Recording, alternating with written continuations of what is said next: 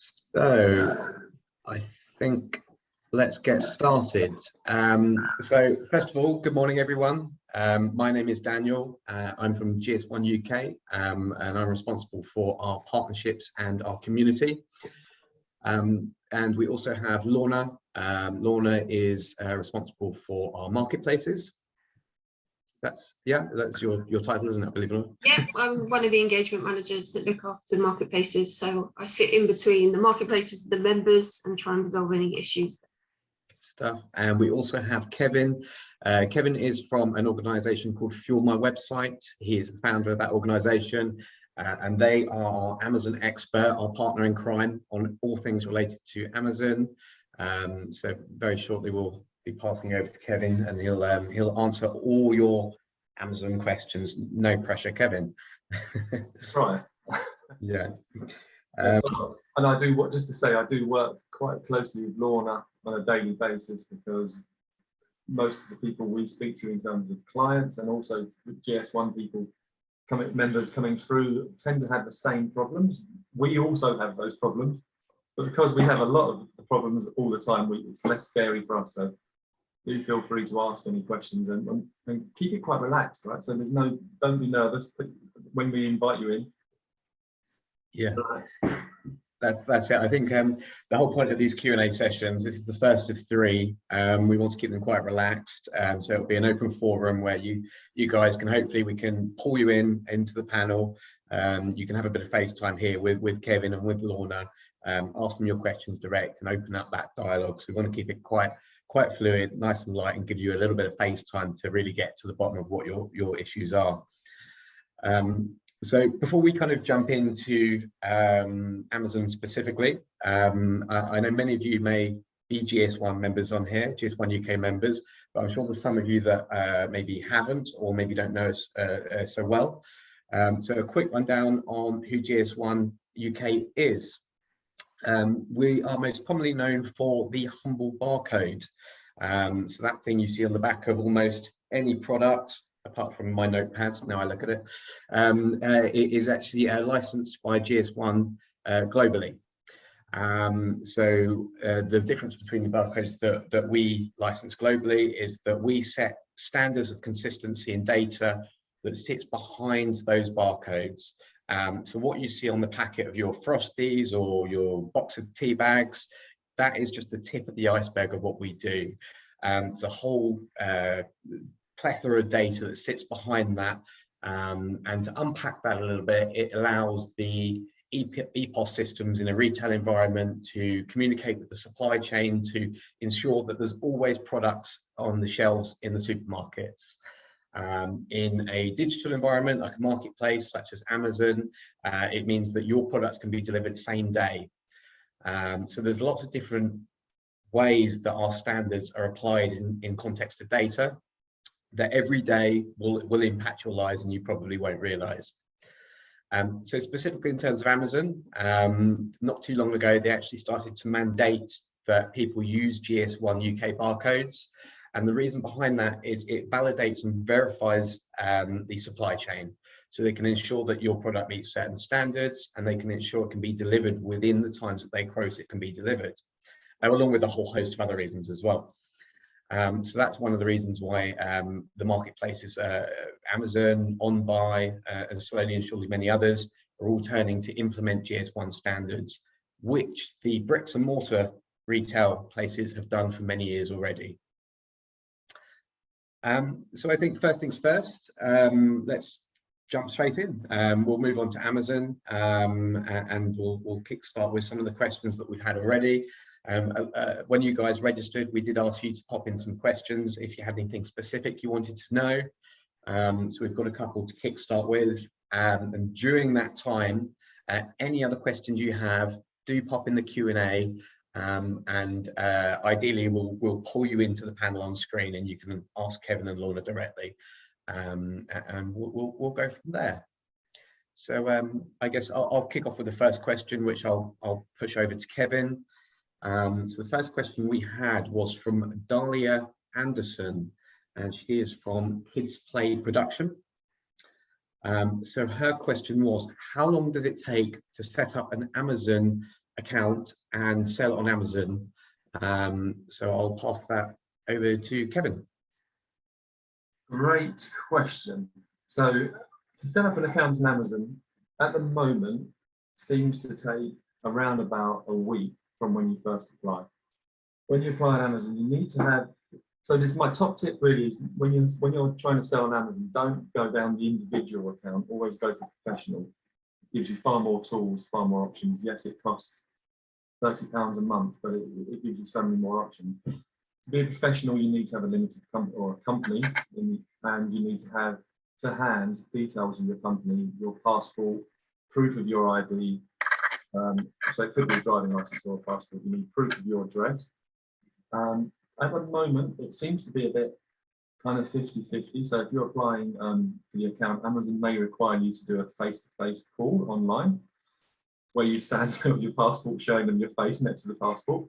Other times you don't need that. So if you're allowing yourself a week to do the initial part, the next part is really depending on what type of product you're selling. So if it's a grocery product or a beauty product, a lot of categories on Amazon are what we call locked down. So you need to unlock those categories in order to sell in those categories. So to do that, you need to prove to Amazon that the product exists, that the company has, the product has a barcode, that your product's got your name and address on it. They ask for some stuff that's not necessarily legal requirements in the UK for a product. So a lot of the time they ask to have your company name and address on the back of the product, which isn't, as we know, legal. You can have PO boxes, etc. But sort of following that process through, that can take a few days. And then you've got the ultimate latest question, which is selling your product on Amazon with a brand name. So if you don't have a trademark and you want to sell your product and it's your own product, for example, like something like this, which is Levy, which is a product. If you didn't have a trademark, you'd need to get Amazon to accept the name Levy in order to list the product with the name Levy. So you need to take photographs, ideally holding the picture, holding the product, taking a photograph with the product in your hand. And again, that can take a few days to go through. So generally, I would say if you're looking to sell on Amazon and you've got sort of deadlines in place, allow yourself 2 to 3 weeks to get to the point where your account's up and running. That was a long answer. I'm sorry about that. But if anyone's got any questions on that element, please put them in the Q&A, because more often than not, clients we work with tend to pull out during that process just because of trying to get the brand. A lot of people are using the brand name generic at the moment to list product, and that's not necessarily the right way to do it. If you're listing a product that is your own product, that is your own brand, check the brand register. Sorry. Thanks. No problem. No, I was just going to say, yeah, keep the questions coming in at any point on either one of these topics that Kevin's speaking on, or if you have something else. But I think that sounds like we've covered that one off, unless there's any questions, which there isn't at the moment. But maybe we'll move on to the second question. Yeah, so I've got the second question here. I don't know if you've got that one as well, number 2, which is from Caroline Ahern. Yeah, Caroline's from the Free From Bakehouse. Yeah, Caroline asked, does Amazon accept baked goods with a shelf life of 12 days or less? So this is an interesting question. So if you go online and you search through the forums, go on YouTube, etc., and there's a whole load of rubbish. Mostly people are trying to offer information to get you to use their technology or their software, right? So the real answer here is you can sell products with short shelf lives on Amazon. You can't put them into Amazon's warehouse. So Amazon's warehouse typically needs 3 months shelf life. So if you've got a product under 3 months, you can sell it on Amazon, but you'll need to sell it and ship it directly to the consumer yourself. But yeah, there's absolutely no problem doing that. Short answer. We like those. Yeah. Great. And so we have Michael Millwood. He's asking, we used to sell on Amazon but then stopped, and they'd like to go back on Amazon but are a bit worried about how we verify. Maybe Michael, if you want to give a bit more context on any sort of specific questions or specific points where you're worried about if in the verification process, we'll definitely get Kevin to help you out with that. Michael, we can bring you in as well if you wanted to. Yeah, we can bring you in. To talk to us and Monster. So yeah, Michael, we'll answer one more question. Then if you can jot some specific points, we'll pull you in, and you can Kevin will answer those for you. So the next question that we had was from Ferlin Ginato. And she asks, I would like to know if we can have both accounts for Amazon Handmade and Amazon General Platform. Right. This is a double-sided question. To have an account on Amazon Handmade, you have to have a Seller Central account anyway. So Seller Central being the platform. So on Amazon, there's two types of account. You've got Vendor Central, where you sell directly to a customer. To Amazon, sorry, and Seller Central, where you're selling to the Amazon users, and you're taking basically all the profit, less their commission. With Amazon Handmade, you have to have a Seller Central account anyway, in order to have a Handmade account. But the question I've got for you is, why would you want to be on Amazon Handmade? It's terrible. The back end system is really, really bad. It doesn't give you enough options. It doesn't give you enough. It doesn't enable you to upload enough information. It doesn't really work at all. Most companies we've had that are on Amazon Handmade, we've migrated to Amazon Seller Central, because you can open up the categories that aren't really that neat. So I would suggest you actually don't use Handmade and go to Amazon General, to be perfectly honest, unless of course you're selling single products that don't have barcodes, in which case you need to go on Handmade, because they're all barcode exempt. So if you're making one-off products, like, I don't know, like a piece of a painting, a one-off painting, there's no barcode for that. So therefore, Handmade's right for you. But if you're making Handmade, I've got loads of clients that make Handmade products, but they'll make 100 at a time. So therefore, you need a barcode. Go on Amazon as normal. Great, good stuff. I think we're going to try and, I hope you don't mind, Michael Millwoods, but we are going to try and draft you in, so you can have a quick chat with Kevin live. So let me just see if I can dig you out and bring you in. Struggling to find you in the visitors now. Hi, Michael. Good morning. Morning. So you said you used to sell on Amazon, is that right? We did. We're an HR management company. We have a learning resource web shop called Workplace Learning Center. And when we launched that, we were approached by Amazon, who asked us to join Amazon Marketplace, which we did. Initially, we had some success, but then it all sort of like, there was just nothing happening. And so we then decided, okay, it's not really worth it. We kept the account and we've got a catalog on there, but they then told us that we weren't active. So we then needed to reactivate the account, and it's all just got a little bit messy. And yeah, messy is a good way to describe it. But we've taken the decision that we have our own web shop, and that we should view Amazon as just having a shop on a different high street in a different shopping center, and make what we sell available to as many people as possible. And Amazon is just a way of doing that. Okay. So, and many of our products are unique to us. So we're the only place in the world where you can get, for example, the Simpsons Health and Safety Education resources, which use Homer Simpson, the world's most famous and yet least competent health and safety manager, to educate people about health and safety. So what exactly? So have you been back into your? Is it a Seller Central account you've got? I'm sorry. What is that? What type of account? Is your account a Seller Central account? So you weren't selling directly to Amazon, were you? No, we weren't selling directly to Amazon at all. No, we were selling directly to customers on Amazon. So it's a Seller Central account, I presume. Yeah. So when Amazon say you need to reactivate, one of the things they do is effectively require you to put a new credit card in. And it's generally, if your account was, how long ago did you open the account? Was it a while ago?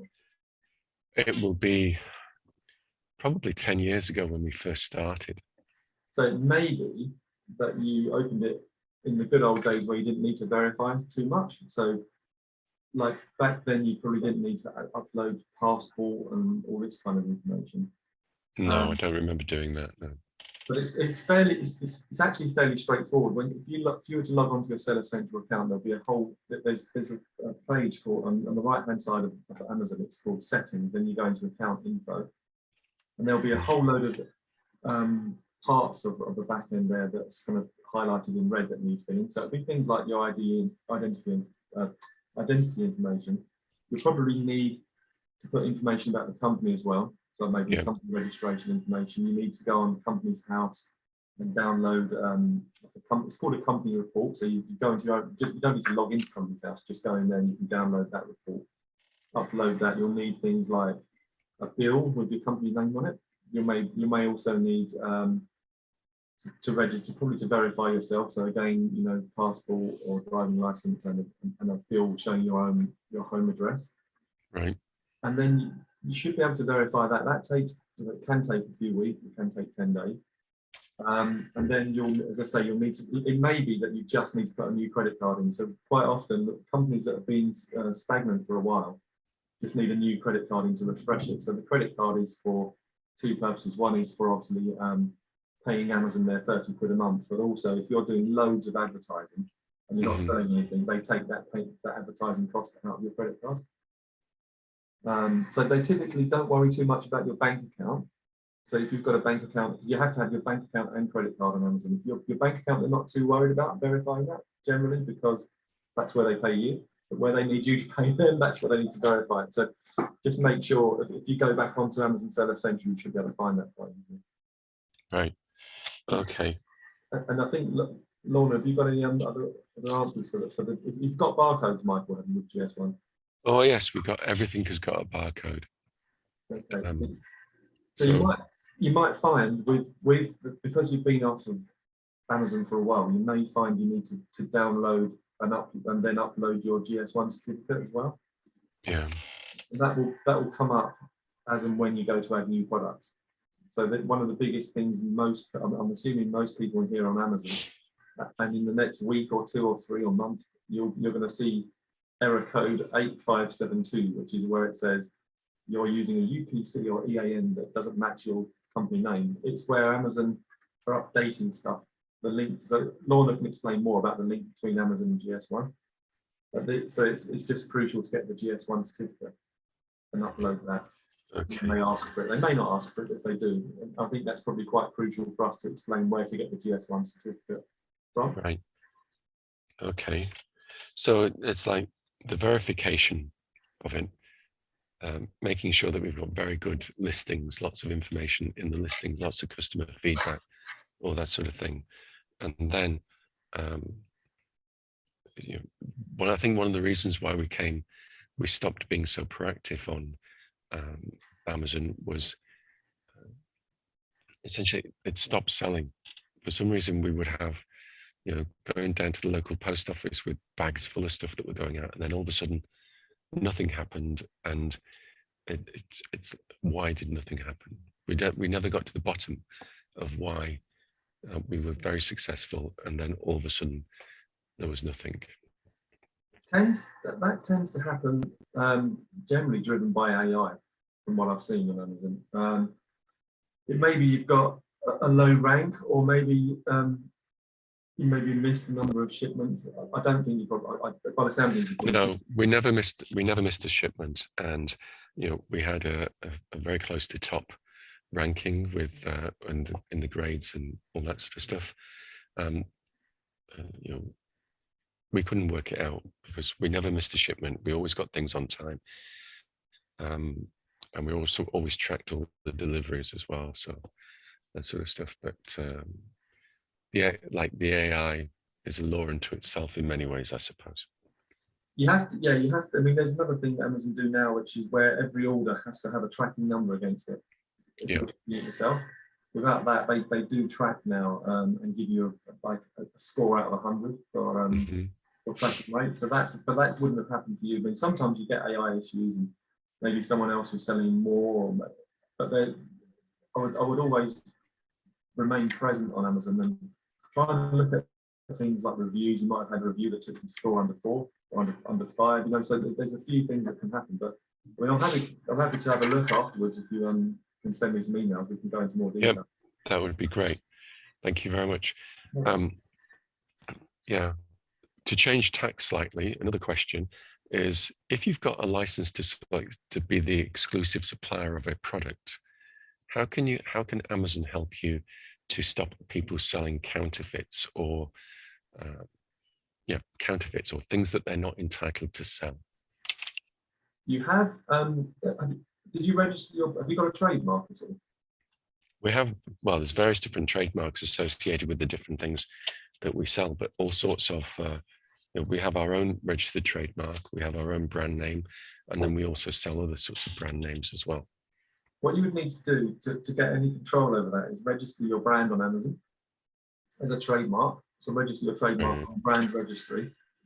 And for all of the other products that you're selling with different brands, you need to kind of get, if you've got exclusive rights to sell that product in the UK, let's say, or Amazon UK, I would get a letter from each of them saying you've got exclusive rights, but also get them all, I mean, this is a bit tedious, but get them all to basically create a brand registry account and register their own brand, and then allow you to access to that brand. So when you're building each product, through brand registry, you have the control to stop counterfeits. So they've got quite a cool AI that checks for products with similar images, similar names, and stuff like that, and they can flag up to you. You can flag up to them and stop it. But there's a bit of work involved there. You need to build a store as well. I mean, you can build a store, sorry, once you've got a brand registered. Right. Okay. Thank you very much. I mean, with GS1, we do triage calls, and if you're on my website, half-an-hour triage calls. So you go through the GS1 website, you can book one-on-one calls with me. Yeah, okay. I'll be following up after this, where to everyone, just to say thank you for coming along. So our contact details will be in there. So if there's anything else anyone wants to follow up again, they can email in or again join in 2 weeks' time, which is when the next one is. But yeah, I was going to say, Michael, what would be really useful is if we can connect after this, and what I'll do is I'll look at those questions you've asked today, and then I'll try and look at how your sales slowed down, because I think that's probably quite important for everyone who's watching this to see. Example, if we can work out in the next 2 weeks why the sales slowed down and what we can do to fix that, that'd be quite useful, I think. Great. Very useful. Thank you very much. A live case study. Thank you. Exactly. That's what it's all about. I've got my thumb up now. You haven't got the camera on, but I've got my thumb up. Thank you very much. No problem. No problem. Brilliant. Thanks for that, Michael. I think we have another question that we're going to bring someone in for. So let me just see if I can pop Mike up. There we are. And then we're going to bring in Philip. Philip Walton.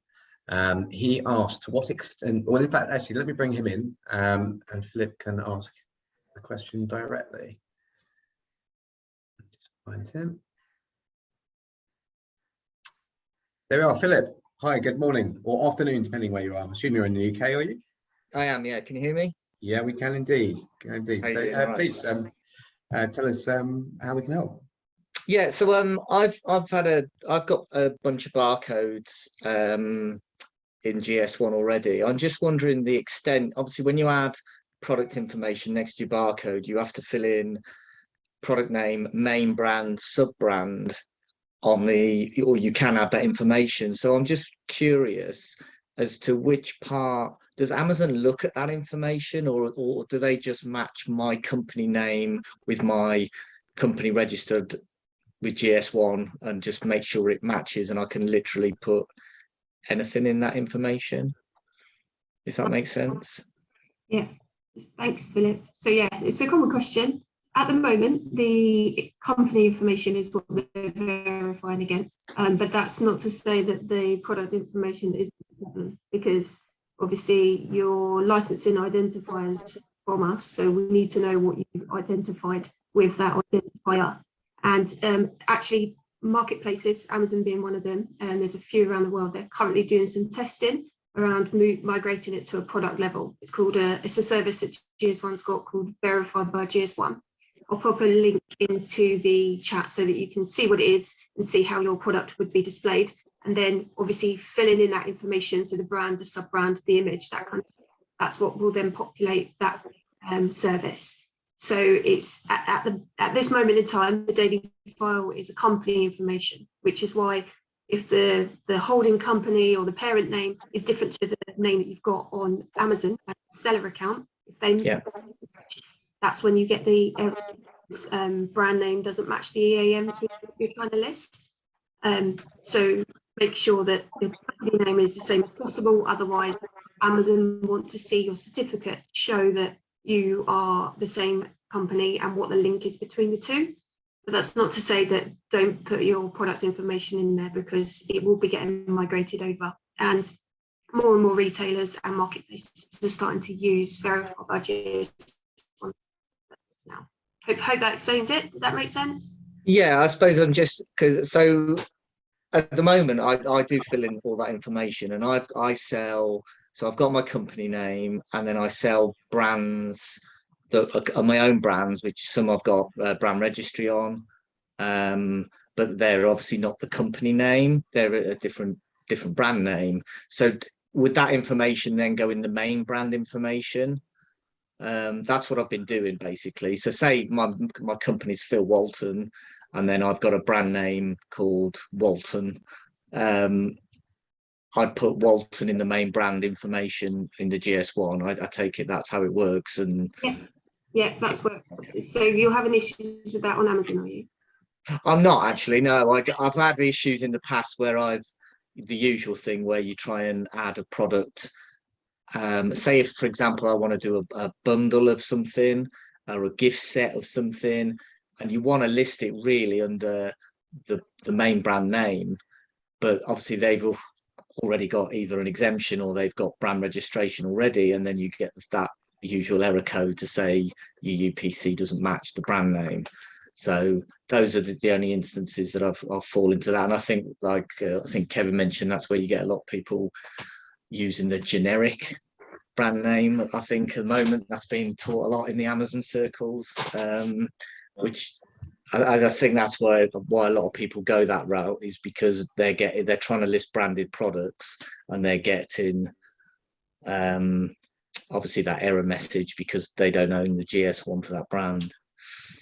So yeah, if you've got your own brand, it's obviously far easier.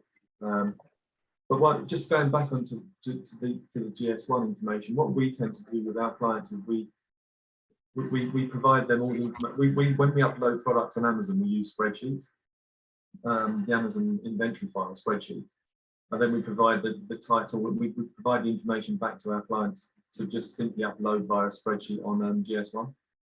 So they just gather far more information, because we know that these things are coming with GS1 and with all these marketplaces. Because right now, if you scan a barcode of any type of barcode, pretty much, all it will tell you is the company name.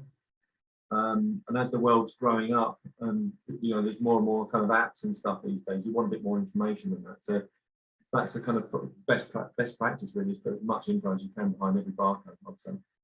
Yeah. And actually, do I need to, because I usually go and fill out the information first before I list it on Amazon, but will Amazon recognize my bank of numbers already, so I don't necessarily have to fill that information in prior to listing it on Amazon? Yeah, from my experience, you can. All Amazon are looking for is to make sure that you're kind of not check digit. What do you call it, Lorna? The first block of information. Yeah. Lorna will tell you. It's called the company prefix. So it's the first part of the barcode number that is unique to you as a business. So yeah, that's the bit that they match for the company. And then the product details, like I say, that will be coming. That's not quite there yet in terms of one-on-one as you list them. But for certain marketplaces, like I said, that is, but Amazon not just yet. And how will that work, just out of interest? Like, how closely will that match? I mean, will they be looking at, you've got to have the same name matching? Because that'll be carnage, won't it? It's just if it's got to match the exact, because listings get changed without all sorts goes on the Amazon marketplace. So that's why it's not quite gone live yet. Okay. It's the smaller marketplaces that are doing some of the beta testing with us. I've just put the link in the chat. Can you see that, or do I need to post it? Let's have a look. Yeah, I can actually. Yeah. Okay. So yeah, have a look on that. And then obviously it's a test bit at the minute, so not all products will be there.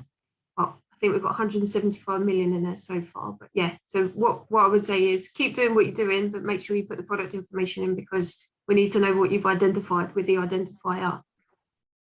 Okay. And going back originally, what is the difference between the main brand and the sub brand? Because I've obviously got a company name, a brand, and then there's a sub brand section. Do I need to complete that, or?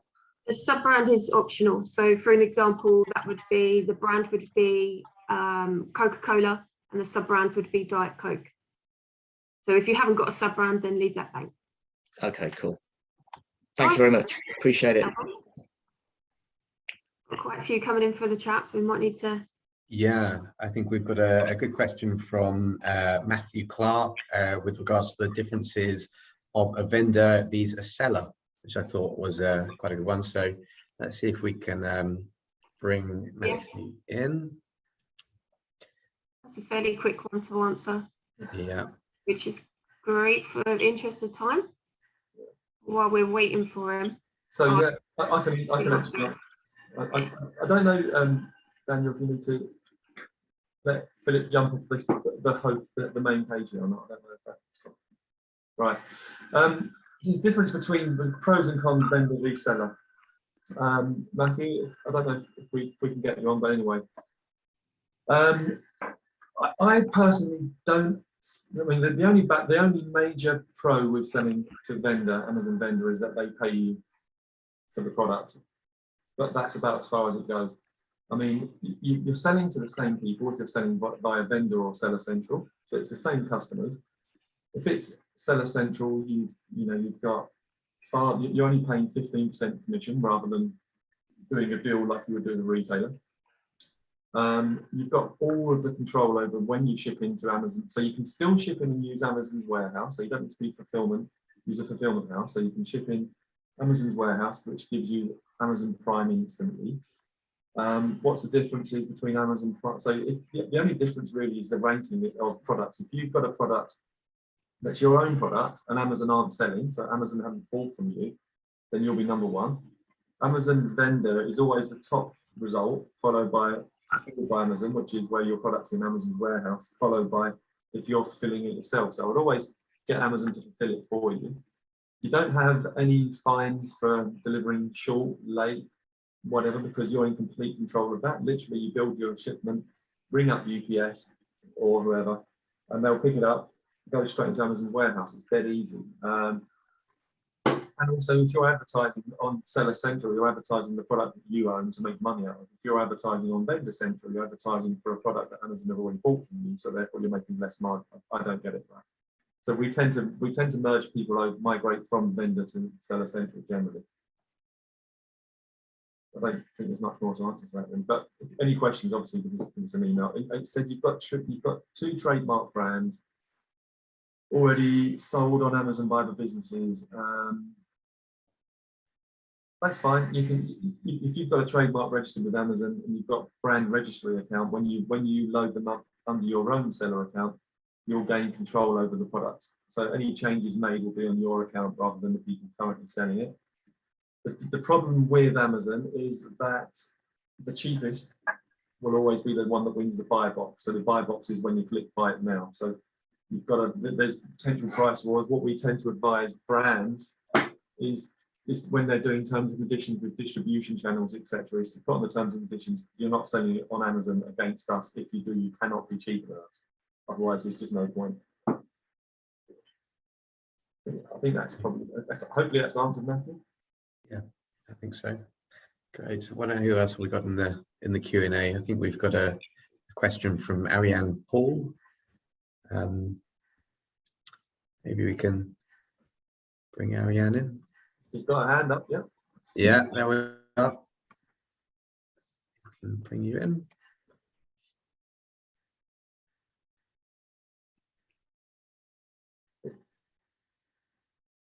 You've got on mute, Ariane. I'm unmuting. Yes, fine. Can you hear me now? We can. Great. A while back in 2019, I was invited to be onboarded with the vendor side of Amazon, and we went to the onboarding meeting and everything like that. And it was incredibly confusing. I even brought my tech expert who deals with all of that. And we had questions which no one seemed to be able to answer. For example, for weight of the product, because it's in a box, but and we were asking, is it the overall weight of the cosmetic product, like a lipstick in the box, or is it the weight of the lipstick? Because we didn't want to present and see that it was wrong. Then we were told that we could not, we only deal on Macs, and we said they were told that we needed to do it on a PC because it wouldn't upload with a Mac. And it was just a majorly big headache. So we decided to wait and see how we went into 2020. Well, we all know what happened in 2020. So we just sort of put a pause on that. But I've been talking to several friends of mine who have the shops on Amazon, and they say that going through Seller Central is a great way of doing it. How do I go about doing that? Who do I contact? Don't really need to contact anyone. The best advice I can give you with, I mean, I sound quite negative towards Amazon. It's great, right? But it's very hard because they've turned into a major retailer. Where, like going back 10 years ago, Amazon didn't, well, they weren't classed as a major retailer, so therefore they didn't ask as much information. It was more of a kind of an eBay. Whereas now they are definitely a major retailer. So if you sell to your Sainsbury's, you've got to give them a lot of information. So that's what they're looking for. Selling on Seller Central, all you need to do is sign up. Oh, okay. You Google Amazon Seller Central, you just sign up, go through the process. It's pretty straightforward. You know, I was saying earlier about, you know, you might have to do a video call with Amazon to show your passport or whatever. But to actually get the account up and running isn't too difficult. It does work on Macs and PCs, I can assure you that. Works on iPads as well, I believe. No, because when we were trying to upload the spreadsheet, I heard you saying the spreadsheet, and it just brought back memories. I'm like, oh my gosh. When we were trying to upload the spreadsheet, it would just never upload, and we were told that's because we were working on a Mac that we had to switch to a PC. Oh, hold on just a second. Yeah, no, it's not computer related, let me tell you that. I mean, okay, but that's what your tech team told. Well, the person that I was in contact was telling us. So that's what we were told. And I'm sure the messenger. No, but it's because there's so many different people. So typically with Amazon, it's a massive company. I think it's 100,000 plus staff now, and typically it's a very high turnover of staff. So you can talk to one person 1 week and you won't see them ever again. Within Amazon Seller Central, you've got something called cases. So you create cases which are like through the help desk. And typically we advise them what buttons to push when we're on the phone to them, because they're not that, there's only so much these guys can be trained in such a short period of time. So we tend to know more about how to fix things than Amazon do. But to answer your other question about the size and the weight, that is actually the finished product that goes to the customer. So the lipstick in the box. Then the reason that is so Amazon everything that Amazon will ship from their warehouses. So with vendor, if they're buying it from you, it's all, they calculate the size and weight of a product in order to understand how much it's going to cost to ship it to the customer. And that's the exact same with Seller Central. Okay. So can I ask you, so for example, if I've got a box and say I've got a cosmetic product here in front of me, and the product is 30 mil, or it's 30 mil. But when I weigh it in the box, or when my team weighed it in the box, because we have a fulfillment company, it's more than 30 mil. So it weighs more than 30. Like so 35 where do grams or something. Is it like 35 grams or something like that in weight? Yeah, so it goes up. So do we put 35 grams or do we put 30? Because the customer is only going to get 30 in their package. And if we list it as 35, the customer is going to say, where's the other 5? Because it's only 30. Right, okay, got you. So there's two questions. So one is you list the actual, so when you're putting the product on Amazon, so when you're listing the product, so 30 mil or 35 mil, 30 mil, I think you said. That's what you put on the listing. Yeah. Actual customer facing listing. On the back end of Amazon, when you're going to ship it into Amazon's warehouse, you put the actual 35 gram weight. Fantastic, thank you. The size of the product. Now there's a program, just to be aware, on Amazon Seller Central. It's very hard to find. Again, contact me afterwards, but Yeah. It's called FBA Small and Light, so Amazon Small and Light. With your products, assuming they fit within the criteria, so that if they fit in a small envelope, and the sizes are all on the website, I can send you the link. The pick, pack, and ship fee, so that's from, so when it's in Amazon's warehouse, then taking it off the shelf, put it in a bag, put it on the back of one of their vans and delivering it to a customer is 60p to you, which is cheaper than anything else. So it's really crucial when you do sign up to Amazon to register your products through Amazon Small and Light. And we can do another session on Small and Light maybe in the next couple of weeks, because that's quite an important thing that most people miss. That would be very helpful. Thank you. So if I am selling through Seller Central, I can still send it into Amazon to sell that way, or do I use my fulfillment company? Depends. Well, it doesn't depend yet. You should always put it for Amazon Warehouse. The only time you don't put it for Amazon Warehouse is if it's chocolate, because another caveat, it's chocolate between end of April and the beginning of October. You can't put chocolate, anything meltable, in Amazon's warehouses, because they can spend all day in the back of an unfridged. No, I understand. Yeah. You'll get like little flat chocolates instead of little round chocolates. Yeah, nice puddle. I mean, we did launch a company once that did ice cream in the post, and they didn't put it in any sort of protection. Anyway, so but actually, so the thing is to send it in Amazon using the Small and Light. You want it. So every product needs to have obviously a barcode on it. You probably want to put them in some sort of like already ready jiffy bag maybe at some point. See, how we send it to our customer now is we have our like it's like a little bubble bag. It's our customer color, I mean our company colors, our logo is on it, and the barcode is on the back.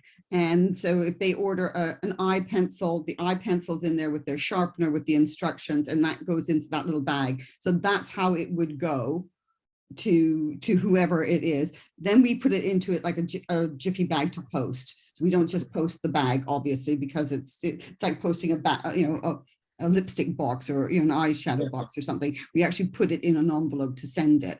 So it is what you're saying is, so it would cost 60p for them to go to the shelf and pick it off. And is that 60p per order or 60p per pick?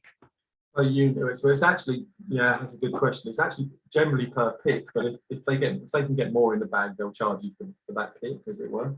Okay. But obviously, if someone's ordering like 10 of your lipsticks, let's say, it's going to be in a slightly bigger bag than the 60p, which might be 140. But so how you should ship into Amazon in that case is ship it into Amazon in the bag prior to it going in the envelope, because Amazon will put it in the envelope. Yeah. Okay. And if, for example, that, because a lot of my customers are repeat customers and they will buy multiple different products. So they'll buy an eyeshadow, a lipstick, and a foundation.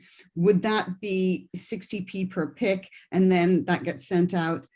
And where does the cost of the posting reflect? Obviously we have to pay for posting and the customer pays for posting, but unless they're on Prime, which if you look at my records, I'm a big Prime user. I even got a little thing saying, thank you for being a great customer. I'm a huge fan of Amazon. So that's why I know the value of being on Amazon, because I'm literally buying something all the time from there because it's quick and it's efficient. So that's what I want my customers to feel as well, quick and efficient. Yeah, I mean, Amazon only works with, so how much do you sell your lipsticks for, by the way? A lipstick would be 17 pounds. Right, okay, you've got loads of margin in, so that's fine. Yeah, so Amazon works for you. It can be quite tight if you've got a lipstick selling for, I don't know, 99p. Because no. Our price range, our least expensive product is £9, and that's one eye pencil, which probably we wouldn't list on Amazon because it's not one of we would list mainly our most popular products, and we have a decent profit on that. We have a decent margin on that because we know that when we offer like discounts and things like that or promotions, that has to be reflected in the cost. I should then, with that price, and I should now step in and say, with the Amazon Small and Lights, the prices I'm giving you, that's based on the product being less than £9 retail. Okay, so most of our products are between, I would say between £9 and 30. Okay, so you'd then fall towards a weight-based product. So again, after the call, I can give you a rough estimate. I can send you the pricing. It's going to be under £2 pick, pack, and ship. Fantastic. But yeah, I can help you with that. Those kind of Should I just type my email address in here? Feel free. I think Daniel will email you after the call. Okay, great, fantastic. Yeah. No problem. And roughly how long does it take to set up something like that? Sorry, I'll shush now after that. Get your money's worth, Harriet. I am getting my money's worth. Yeah, sorry. It's just I have been desperate to ask these questions since the middle of 2020, and I didn't know where to ask them or who to ask them. And when this popped up in my emails, I was like, yes. No, that's no So problem. roughly how long does it take to set up something like that? Right. So how have you got a team with, do you sell to any retailers right now? No, we don't sell to any retailers. Online yourself. Okay. No. It depends on how many products you've got, how many you want to start on Amazon with. I would recommend you start with maybe 10 or 20, maybe 20. Yeah, okay, that's absolutely fine. And then pick your top sellers through your website. List those on Amazon first. It really depends on how you get on with the spreadsheet. So that's kind of what our business do really, because it's quite complicated. But if you've got you've got GS1 barcodes, I'm assuming. Yes, we do. So you can start listing the products. Do you have anyone else that sells your products on Amazon? Do you know? Do we have, say that again? Does anyone else sell your product on Amazon? No, we are we only sell our products. No one retails our products except us. We have a website. We did sell through QVC for many years, but the margins are way too tight for us. Yeah. And you know, I don't know what are the margins that we pay to be listed on Amazon Seller Central. I would use a rule of thumb 15%. Some products are 8%, some products are 10%, but generally 15% is the commission. Yeah, QVC is around 60, so yeah, big difference. Yeah, you'll have no problem, which is why I was saying you have no problems with that retail price. But yeah, in terms of time to set it up, it really depends on how much detail you go to. One of the biggest mistakes we see are where people list products with as little information as possible. So just product name, title, don't bother going through the whole thing. If you go really to town with each product, you've got more chance of being sold. And it's we take the 20 products, it takes us a good week to build that properly, like really properly. So allow yourself a week of kind of work. Okay, no, because we are very much into the detail and things because we're an online company and we promote on Instagram, Facebook, and YouTube. So we know how the customer experience has to be quite informative. It can't be vague. If it's vague, they get something and they're not happy with it. And we get so little returns, knock on wood, that because of our explanations and everything. Okay, thank you. I've taken enough of your time. Thank you so much. No problem. We'll help. We'll talk later. Thank you. Cool. I know we said we're going to speak to Nadia's question, but it's quite similar to what you were just helping Ariane with. So she said, I sell my own branded hair oils for FBA. Do they have to have outer packaging, or can I send stock to Amazon individually bubble wrapped or loose? Nadia, that's an interesting question. Nadia's here. So the question I've got for you, Nadia, is how are your oil bottles? I'm assuming they're bottles. Are they sealed? So I've actually got some. I can show you on the screen, but I don't know if I'll appear on the screen. Yeah, I do. No, you can't. We can hear just you. bear with me. So they are. Let me grab some.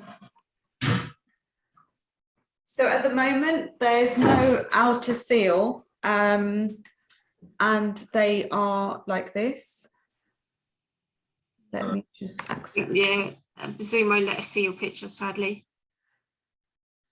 You might want to. You might be able to upload a picture, I think. Yeah. If not, we can follow it up line if it's more complicated. Yeah. With any liquid products, you need to have the product sealed. You can send it in a box to Amazon. Amazon have got what's called a drop test. I feel like Martin Lewis here on the Money Show, right? Amazon have got what's called a drop test. Okay, so can you show me actually? Yeah, it's a plastic bottle. Yeah. So it's a glass bottle, and then there's a lotion pump at the top. Right, and then a plastic lid at the moment. What you need to do is put a sellotape around it so the top doesn't come off to stop them doing that. And also shipping it into Amazon, they have what's called a drop test. I think it's 3 meters drop test. or something, not 3 meters, 3 feet. So they drop it. They don't drop it, by the way, but you just have to make sure if it is dropped, it doesn't explode and go everywhere. So some of the, I can send you some information on that afterwards. That'd be amazing. But Yeah. I would send it as that. I mean, I've got loads of clients sending that sort of stuff into Amazon. They tend to put it in boxes that are really quite protected. Sometimes bubble wrapping it. I think it depends on how you feel ecologically about it. But at the end of the day, Amazon's always going to wrap it in tons of bubble wrap anyway. So it's for some reason, sometimes it's peace of mind, probably wrap it yourself in bubble wrap from now, or unless you can find an alternative way of doing it.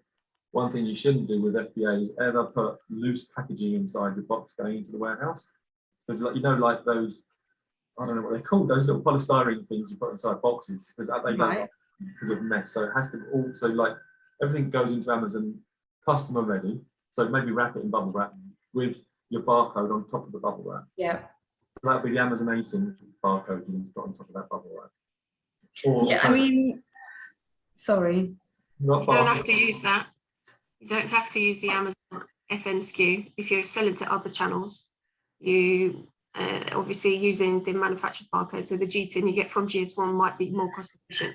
Otherwise, I've actually got the GS1 EANs, and so I just wanted to do a test with FBA.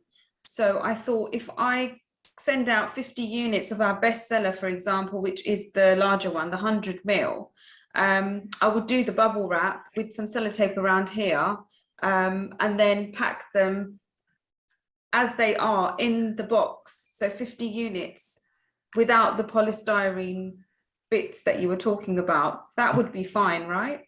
Yeah, but you need to have on that bubble wrap either the GS1 GTIN sticker. you need a barcode on the outside so that they have to take the bubble wrap off to scan it to know what the item is. Right, yeah. Then they will scan it and ship it straight away for you. And then it will go in the Amazon boxes and out it goes. And also think about that barcode. So this is something else that you could do. Think about that bubble wrap you've got. It's not very nice, right? But if you had bubble wrap inside that, maybe a leaflet explaining more about the brand, that could be quite cool within the bubble wrap. Yeah. But at least there's something to kind of see at the end of it. Yeah. This is why you see like hand creams in cardboard boxes, I think, for that exact reason. Yeah. Bit of protection and some opportunity for some branding. Perfect. And there was another question as well. Thank you for that. Okay, so the brand name is coming up as Hair Loving. That's the brand name, but there's no space in the middle. When I put a space bar in the middle of the words hair and loving, it doesn't like it, because clearly the trademark that has been sent across to them isn't clear or something. Is there a way around that? It depends. So have you registered your brand on Amazon? Yeah. Right. And how does your brand look when you go into? So if you go onto Seller Central and say click on store, create a store, it will tell you what the brand name is, how it's registered. So however that is registered is how it's going to have to be. But if it says brand of hair, was it Hair Loving you said? Yes. But it's Hair Space Loving on the brand name that's registered. The best thing to do is to delete what you built on Amazon, delete it, wait 24 hours, sometimes a bit longer, and then re-add it and change the brand name. It always takes 24 hours to flush anything out of the Amazon system. So, and that's probably quite useful for everyone who's watching, because when you're trying to change details of the product, one of the biggest fears is where you delete the product, you think that's all my rank or my history's gone. It's not. That's all tied to the barcode. It's just flushing certain bits of information, so the brand can be changed. So everything else will remain, the listings will be there, it will just be the brand name. Re-add it again with the different brand, yeah, using the same barcode. The other question is, I promise it will be the last one. So there's 3 different types of hair oils. One of them doesn't like being on there and they keep throwing it out. It's a menopausal one and I just don't know what to do about it. I'm going crazy trying to get it active again. I don't know, do I just change I think it says that we're trying to make a medical claim, which we're not.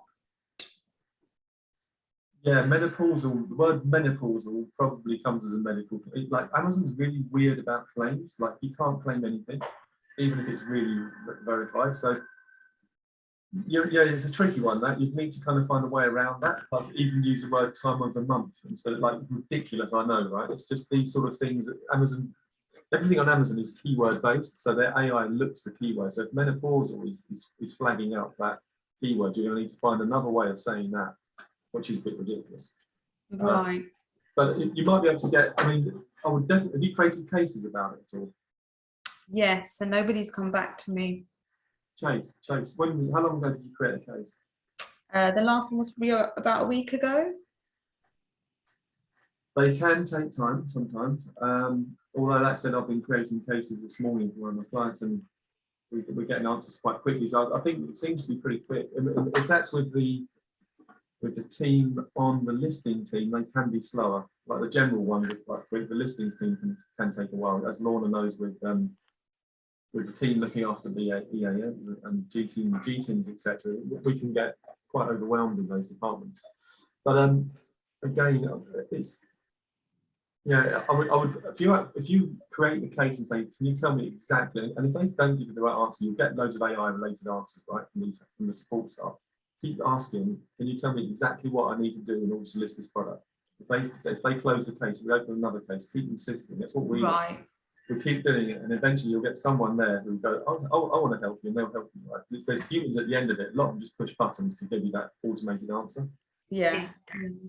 It might be that it's pushing it into a gated category, and you just need to submit some sort of certificate to show that it is related to menopause or something like that. But if it is in health, if it is in the health category, open the health category. So if you go to inventory, add a product. It's in beauty and hair. Beauty and hair oils. Okay, so it's maybe something to do with that then. Yeah, so maybe go to inventory, get your product, get your brand cleared for the category health.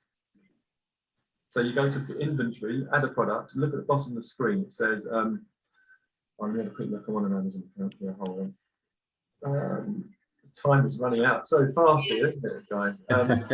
So this will probably be the last question, I guess. But basically, We've got Helen that we promised, so we need. Okay, that's cool. No worries. So if you go inventory, add a product, look at the bottom. It says categories requiring approval. So there's those 3 steps. Then it says manage your selling expectations, selling applications. If you're not cleared in that space there, then basically search within the box on manage inventory, add a product, search for anything in health, then apply through health on there. You'll need to upload pictures of the product and information about your product at that point. But then if you're cleared in that category, then you can list in that category, and that might be the issue. That might fix Right, it. because I do have a certificate of formulation as well. So Probably won't need that. They just want you to apply for it, like much the same way as you did for beauty, probably. right, perfect, brilliant. With Amazon, there's so many categories, and they're all locked down, and just there's a whole can of worms as you go through. Perfect, thank you. I really appreciate it. All right, great. Thanks very much, Nadia. So we're going to just squeeze in one more question. So let me just pop Nadia back as a attendee. There we are. Great. So we are going to bring in Helen. You should have trouble with the microphones. Hopefully we Hello. Yeah, hi. Yeah.